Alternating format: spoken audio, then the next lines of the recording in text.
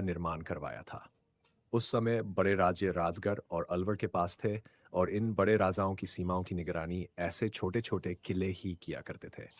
भूड़ा का किला एक ऊंची ढलान पर बनाया गया था। पहाड़ी का यह स्थान ऐसा चुना गया था कि चारों तरफ से दुश्मन दूर-दूर तक दिखाई दे। ऊपर से पूरा इलाका साफ नजर आता था, इसलिए यह जगह चौकसी के लिए बिल्कुल सही मानी जाती थी। किले की दीवारें मोटी और मजबूत बनाई गई थीं।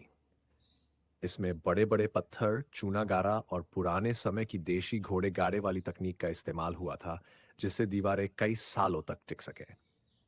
किले के अंदर भी कई छोटे-छोटे हिस्से बने हुए थे। बीच में चौक आंगन, पहरा देने की कोठरी, अनाज रखने की जगह, पानी का एक छोटा हौद और सैनिकों के रहने के लिए बैरकोन जैसी संरचनाएं। किले का मुख्य दरवाजा मोटी लकड़ी से बना होता था, जिसमें लोहे की कीलें जड़ी रहती थीं। रात को यह दरवाजा भीतर से बंद कर दिया जाता था ताकि सुरक्षा बनी रहे। उस समय हर इलाके में ऐसे छोटे किले होते थे, और भूड़ा का किला भी इन्हीं में से एक महत्वपूर्ण गढ़ माना जाता था।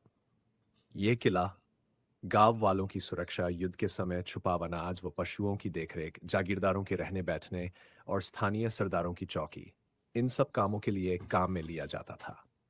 समय बदला, बड़े राजाओं की शक्ति कम हुई, अंग्रेजों का शासन आया और जागीरदारी धीरे धीरे खत्म होने लगी।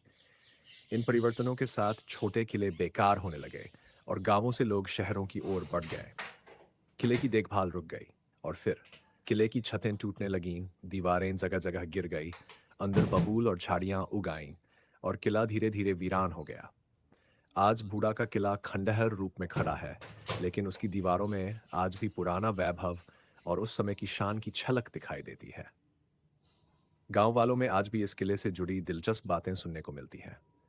कुछ लोग कहते हैं, रात में हवा चलती है तो किले की गूंज ऐसे लगती है जैसे कोई पहरा दे रहा हो। और किसी किसी बुजुर्ग की जुबान पर यह भी सुनने को मिलता है कि युद्ध के समय यहाँ 80-60 सिपाही रहा करते थे।